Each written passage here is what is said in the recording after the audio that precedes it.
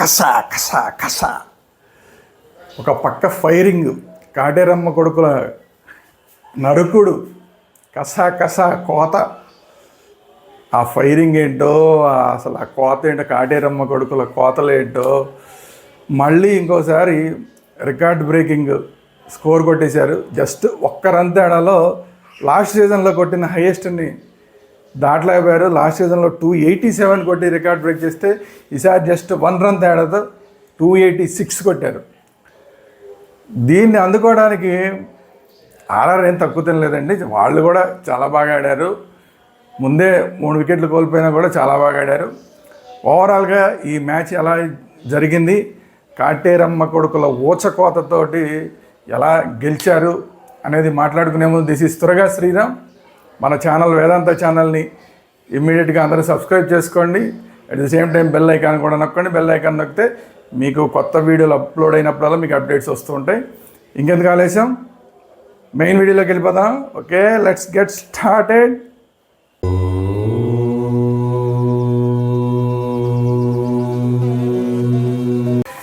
Toss గెలిచి మన RR captain bowling తీసుకున్నాడు, చేజ్ చేయడానికి సిద్ధపడ్డాడు.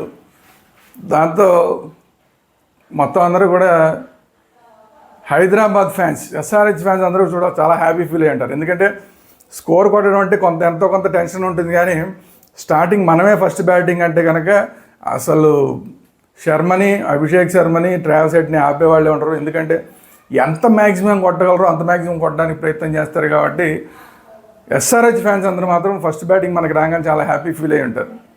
సో అదే జరిగింది, వాస్తవంగా కూడా అదే జరిగింది. ఆర్ఆర్ వాళ్ళు వేసుకున్న ప్లాన్ ఒకటైతే జరిగింది ఇంకొకటి. అక్కడ ఉన్నది ఎవరు, కాటేరమ్మ కొడుకులు, కోత కోసే కాటేరమ్మ కొడుకులు అందరూ కలిసి మళ్ళీ ఇంకోసారి దుమ్ము దులిపేశారు. ఫస్ట్ ఓవర్ నుంచే కొట్టడం మొదలెట్టారు. అభిషేక్ శర్మ, ట్రావిస్ హెడ్ ఇద్దరు బ్రహ్మాండంగా కొట్టడం మొదలెట్టారు. 24 పరుగుల తర్వాత అభిషేక్ శర్మ అవుట్ అయ్యాడరా బాబు అనుకుంటే ట్రావిస్ హెడ్ మాత్రం ఎక్కడ ఆపలేదు, కంటిన్యూ చేస్తూనే ఉన్నాడు.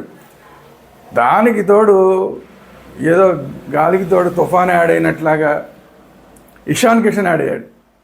ఇషాన్ కిషన్ బాగా ఆడతాడని తెలుసు, కానీ ఈసారి చాలా రికార్డ్ బ్రేక్ చేసి ఏకంగా సెంచరీనే చేసాడు. నేను మాత్రం అప్పుడే కాటేరమ్మ కొడుకులు అనుకున్నారు, వాళ్ళలో నేను జాయిన్ అయ్యాను. వాళ్ళకి ఇంకా 4 అడుగు ఆకులు ఎక్కువ చదివాను నేనని చెప్పి వాళ్ళకన్నా ఎక్కువ బాగా ఆడతాను, నిరూపించుకోవాలని చెప్పి ఆ నిరూపించుకునే ప్రయత్నంలో ఏకంగా సెంచరీనే కొట్టేశాడు. తర్వాత క్లాసెన్ వచ్చాడు. క్లాసెన్ ఓచకోతే. మధ్యలో మన నితీష్ కుమార్ రెడ్డి కొంచెం వీళ్ళతో పోలిస్తే కొంచెం తగ్గింది, కానీ ఓకే. ఆ తర్వాత ఆఖరిలో పాపం అనికేత్ వర్మ వచ్చి కొంత కొట్టే ప్రయత్నం చేశాడు. 1-2 సిక్స్లు కొట్టాడు. కానీ మనోహర్ కొడతాడనుకుంటే మనోహర్ మాత్రం వెంటనే అవుట్ అయిపోయాడు. సరే, ఏది ఏమైనప్పటికీ కూడా క్లాస్ని ఎప్పుడైతే అవుట్ అయ్యాడో కొంచెం తగ్గింది. కానీ లేదంటే కనుక ఆ 287 లాస్ట్ టైం కొట్టింది ఏదైతే ఉందో అది కూడా బ్రేక్ అయిపోయేది. జస్ట్ 1 రన్ తేడాలో మిస్ అయిపోయాం. అసలు 300 రన్లు టార్గెట్ పెట్టారు, కానీ మన వాళ్ళు అంత దాకా రాలేకపోయారు. ఎందుకంటే మధ్యలో కొద్దిసేపు నితీష్ కుమార్ రెడ్డికి అలాగే ఇషాన్ కిషన్ ఈ కాంబినేషన్లో కొంచెం సేపు స్లో అయింది. ఆ కొంచెం స్లో అవడం వల్ల 300 టచ్ చేయలేకపోయాను. కానీ లేదంటే అసలు ఆల్మోస్ట్ 300 టచ్ అయ్యే పరిస్థితి. కాకపోతే ఏంటంటే అసలు ఈ మ్యాచ్లో అసలు బౌలర్లకి ఏమాత్రం పిచ్ సహకరించలేదు. టోటల్గా బ్యాటింగ్ వికెట్. మరి రికార్డ్ బ్రేకింగ్ 287 రన్స్ టార్గెట్ తోటి వచ్చారు రాజస్థాన్ రాయల్స్. కాకపోతే ఇమ్మీడియట్గా 4 ఓవర్లోపే 3 వికెట్లు కోల్పోయారు. దానికి మెయిన్ కారణం అంటే సిమర్జీత్ సింగ్ 2 వికెట్లు తీశాడు. మొహమ్మద్ షమి 1 వికెట్ తీశాడు. దాంతో ఏమైపోయింది, ఇంకా అసలు వాళ్ళకి చాలా టైట్ అయిపోయింది. ఫస్ట్ 4 ఓవర్లోనే 3 వికెట్లు, మెయిన్ వికెట్లు 3 పోతే, అది కూడా రికార్డ్ బ్రేక్ చేసి ఉన్న టైంలో అంత తొందరగా వికెట్లు పడిపోతే ఎక్కడ కోలుకోగలరు. కానీ బాగానే ఫైట్ చేశారు. స్టార్టింగ్లోనే యశ్వి జైస్వాల్ 1 రన్కి అయిపోయాడు. తర్వాత రియాన్ పరాగ్ 4 రన్స్ క్యాప్టెన్గా ఉన్న ఇవాళ క్యాప్టెన్గా రియాన్ పరాగ్ చేశాడు. రాబోయే 2 మ్యాచ్లు కూడా రియాన్ పరాగే చేస్తాడట. ఎందుకంటే సంజు శాంసన్ ఫుల్ ఫిట్గా లేడు. అందుకని ఏం చేశారు, ఫుల్ అంటే కీపింగ్ చేయలేడు అని అర్థం అనమాట. కీపింగ్ చేసి అంత ఫిట్గా లేడు. అందుకని ఏం చేశారు, ఇంపాక్ట్ ప్లేయర్గా తీసుకొచ్చారు. ఇంపాక్ట్ ప్లేయర్గా ఓపెనింగ్ వచ్చాడు. ముందు ఫీల్డింగ్ టైంలో మాత్రం అసలు ఫీల్డ్లో లేడు, కీపింగ్ చేయలేదు. సో ఇంపాక్ట్ ప్లేయర్గా వచ్చిన సంజు శాంసన్ మాత్రం బ్రహ్మాండంగా కొట్టాడు. కానీ కెప్టెన్ రియాన్ పరాగ్ మాత్రం కొట్టలేకపోయాడు. 4 పరుగులకి అవుట్ అయిపోయాడు. తర్వాత నితీష్ రాణా 11 పరుగులకి అయిపోయాడు. ఈ 3 వికెట్లు ఎప్పుడైతే పడిపోయినాయో కొంచెం సేపు కష్టమైపోయింది. కానీ ఎక్కడా తగ్గకుండా అక్కడి నుంచి ధ్రువ్ జురేల్ వచ్చాడు. ధ్రువ్ జురేల్ అసలు ఇవాళ ఆడిన ఆట ఖచ్చితంగా మెచ్చుకోవాలి. కానీ ఎందుకంటే ఇండియా టీంలో పెట్టుకుంటే మాత్రం సక్సెస్ అవ్వట్లేదు అతను. కానీ బయట ప్రతి మ్యాచ్లోనూ ఆల్మోస్ట్ బాగానే ఆడుతున్నాడు. ఐపీఎల్లో మంచి రికార్డే ఉంది. ఇవాళ ఆడిన ఆట అయితే అసలు ఎక్స్ట్రాడినరీగా ఆడాడు. సో సంజు శాంసన్ని మించిపోయి కొట్టాడు. సంజు శాంసన్ 66 కొడితే ధ్రువ్ జురేల్ ఏకంగా 70 కొట్టాడు.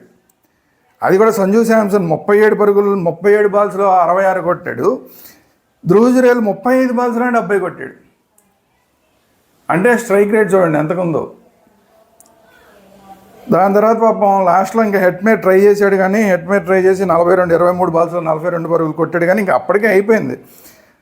దుబే అని చెప్పి శుభం దుబే అని వచ్చి అతను కూడా ఒక 34 పరుగులు చేశాడు. వీళ్ళు కూడా 6 వికెట్లు కోల్పోయారు. మన వాళ్ళు కూడా 6 వికెట్లకి మన వాళ్ళు ఎస్ఆర్హెచ్ 286 చేస్తే వీళ్ళు కేవలం 246 అంత చేసినట్టున్నారు. 242 6 వికెట్లకి 242. ఇందులో రెండు వికెట్లు ఏమో సిమరన్జిత్కి వచ్చినాయి, 2 వికెట్లు ఏమో హర్షల్ పటేల్కి వచ్చినాయి. సో అది పరిస్థితి. అయితే ఇక్కడ మనం బౌలర్ని ఏం అనటానికి లేదు. ఈ మ్యాచ్లో ఎవరన్నా బాగా వేసారా ఎవరో బాగా వేయలేరా అనటానికి లేదు. ఎందుకంటే పిచ్ అలా ఉంది. బౌలర్లకు ఏమాత్రం సహకారం లేదు. అలాంటి పిచ్ మీద ఇంకా మరి మన వాళ్ళు అంత టార్గెట్ ఇచ్చినప్పుడు మనం రాజస్థాన్ రాయల్స్ని కూడా ఈ మ్యాచ్లో తక్కువ అంచనా వేయడానికి లేదు. అంటే తక్కువ కొట్టారు కదా అని చెప్పి ఏదో వాళ్ళ గురించి తక్కువ మాట్లాడాల్సిన అవసరం లేదు. 242 కొట్టడం అంటే సామాన్యమైన విషయం కాదు. నిన్న మ్యాచ్లో ఎంత మెయిన్ మ్యాచ్ అనుకున్నది, నిన్న అంత పెద్ద మ్యాచ్ అనుకున్నది 173కే అయిపోయింది పరిస్థితి. అలాంటిది వాళ్ళ 242 దాకా వీళ్ళు కొట్టారు. మన వాళ్ళు 286 కొట్టారు. సో ఇప్పుడు ఈ విన్ తర్వాత ఎస్ఆర్హెచ్ తోటి ఆడడానికి ప్రతి వాళ్ళు కూడా వాళ్ళ స్ట్రాటజీలన్నీ కొంచెం మార్చుకోవాలనుకుంటాం. ఎందుకంటే ఈరోజు వచ్చిన ప్రతి ఒక్కళ్ళు కొట్టారు. ట్రావెల్స్ హెడ్ కొట్టాడు, అభిషేక్ శర్మ కొట్టాడు, క్లాసెన్ కొట్టాడు, నితీష్ కుమార్ రెడ్డి కొట్టాడు, అసలు సెంచరీనే కొట్టాడు ఏకంగా ఇషాన్ కిషను. కాకపోతే అనికేత్ శర్మ బాగా 6లు కొడతాడని తెచ్చిపెట్టుకుంటే సరే 1-2 6లు కొట్టి బాగానే ఆడుతున్నాడు అనిపిస్తున్నాడు. కానీ స్టాండ్ అవ్వలేదు. సరే అప్పటికే ఇంకా కొట్టేసే మూమెంటే ఉంది కాబట్టి పెద్ద ఇష్యూ కాదు. కానీ మనోహర్ ఎలా కొడతాడు అనేది ఒకటి. ఇంకొకటి ఏంటంటే ఇంతమంది ఫాస్ట్ బౌలర్లు ఎందుకనేది అర్థం కాల. ఈ మ్యాచ్ చూసిన తర్వాత అసలు ఇంతమంది ఫాస్ట్ బౌలర్లు అవసరమా? మొహమ్మద్ షమి 1, సిమర్జీత్ సింగ్ 2, హర్షల్ పటేల్ 3, కమిన్స్ 4. ఇంకా అసలు నితీష్ కుమార్ రెడ్డిని నితీష్ కుమార్ రెడ్డిని వాడుకుంటే కనుక 5 ఫాస్ట్ బౌలర్లు ఇవ్వాలి. ఎంతమంది ఫాస్ట్ బౌలర్లు ఎందుకు అసలు? అది ఏదైనా పిచ్ ఏమన్నా బాగుందంటే ఈ మాత్రం ఆ మాత్రం ఎవరన్నా కొట్టలేదంటే స్పిన్నర్లనే కొట్టలేదు ఈ పిచ్ మీద. మరి అది కమిన్స్ ఇంతమందిని ఎందుకు పెట్టుకున్నారో మరి అర్థం కాలేదు. ఖచ్చితంగా రాహుల్ చహర్ని కనుక పెట్టుకుని ఉంటే కనుక ఇంకా తక్కువకే వీళ్ళందరూ అవుట్ అయిపోయి ఉండేవాళ్ళు. సో ఎందుకంటే కొద్దిగా అభిషేక్ శర్మ కూడా బౌలింగ్ వేసాడు. అభిషేక్ శర్మ బౌలింగ్ వేసినప్పుడు కూడా కొంత బీట్ అయ్యారు. సో అంటే ఎక్కడ కొంచెం ఆ మాత్రం ఆగుతున్నారంటే స్పిన్నర్లకే ఆగుతున్నారు. కానీ ఫాస్ట్ బౌలర్లు వస్తే అసలు ఇంకా 6లు 4లు కొట్టేస్తున్నారు ఇటువైపోయినా అటువైపోయినా. సో అందువల్ల స్పిన్నర్లని చాలా జాగ్రత్తగా వాడుకోవాల్సిన అవసరం ఉంది. ఫాస్ట్ బౌలర్ల కన్నా కూడా స్పిన్నర్లని ఎక్కువగా వాడుకోవాల్సిన అవసరం ఉంది. ఎందుకంటే ఆ ఫాస్ట్ బౌలింగ్ యూస్ చేసుకుని కొట్టేస్తున్నారు ఆ స్పీడ్ని. సో అయితే సిమర్జీత్ సింగ్ బాగానే బౌలింగ్ వేసాడు. అలాగనే హర్షల్ పటేల్ బాగానే వేసాడు. ఇద్దరికీ వచ్చిన వికెట్లు. మరి నెక్స్ట్ మ్యాచ్ ఎవరిని తీసేయాలి అంటే ఎవరిని తీసేస్తారు? కమిన్స్ని తీసేస్తారు. కమిన్స్ తీసే అవకాశం లేదు కదా. మహమ్మద్ షమి కూడా ఇవాళ వికెట్ తీసాడు. కానీ ఓకే బౌలింగ్. మహమ్మద్ షమితో వచ్చిన బాధ ఇదే. మెయిన్ బౌలర్ తనే, కానీ ఓకే బౌలింగ్ వేస్తున్నాడు. కానీ అద్భుతమైన బౌలింగ్ రావట్లేదు. దానికి తగ్గట్టు పిచ్ కూడా అలాగే ఉందనుకోండి. సో నెక్స్ట్ మ్యాచ్ కన్నా రాహుల్ చహార్ని ఖచ్చితంగా పెట్టి ఒక ఫాస్ట్ బౌలర్ని తగ్గిస్తేనే కొంత బెటర్గా ఉంటుంది. మరి అది చేస్తారా చేయరా ఏంటి ఏం జరుగుతుంది అనేది చూద్దాం. మొత్తానికి ఈరోజు అయితే ఫస్ట్ బోణి బ్రహ్మాండంగా ఉంది. మంచి మనం అనుకున్న టార్గెట్ రీచ్ అయిపోయాం. మన కాటేరమ్మ కొడుకులందరూ అద్భుతంగా రాణిస్తున్నారు. At the same time Kateramma కొడుకుల బ్యాచ్లోకి జాయిన్ అయిన ఇషాన్ కిషన్ ఇంకా అద్భుతంగా ఆడాడు. ఇంకా ఆడాల్సిన వాళ్ళు అనికేత్ వర్మను అలాగే మనోహర్ ఇంకా ఆడవలసిన వాళ్ళు ఉన్నారు. వాళ్ళ టాలెంట్ చూపించాల్సిన పరిస్థితి ఉంది. సో ఈ సందర్భంలో మొత్తం మన వాళ్ళందరూ కూడా ఫామ్లో ఉన్నారు. అంటే ఎస్ఆర్హెచ్ ఫామ్లో ఉన్నారు అనేది అర్థం. మనవాళ్ళని ఎందుకంటున్నా అంటే ఎస్ఆర్హెచ్ కాబట్టి, మిగతా మనకి ఏదో పెద్ద వాళ్ళంటే స్పెషల్ ఇంకోళ్ళంటే తక్కువ అని కాదు. ఓన్లీ ఎస్ఆర్హెచ్ మాత్రమే మన వాళ్ళు అంటున్నాము. మిగతా ఎవరి అసలు ఏ టీముల మీద మనకేం స్పెషల్గా ఫేవరెటిజం కానీ అలాంటివన్నీ ఏం లేవు. ఓకే, అంటే తెలుగు వాళ్ళకి సంబంధించింది కాబట్టి అట్లా అంటున్నాం. సో దీని ఏం సీరియస్ తీసుకోవద్దు. సో ఎనీవే ఎస్ఆర్హెచ్ అందరూ మంచి ఫామ్లో ఉన్నారనేది ప్రూవ్ చేసుకున్నారు.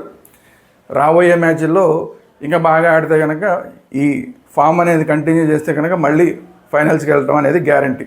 సో ఆ వాతావరణం శుభసూచకాలు అన్నీ కనబడుతున్నాయి. చూద్దాం నెక్స్ట్ మ్యాచ్లు అన్నీ ఎలా జరుగుతాయి ఏంటో. ఇది ఈరోజు వీడియో. ఈ వీడియో కనుక మీకు నచ్చినట్టు లైక్ చేయండి.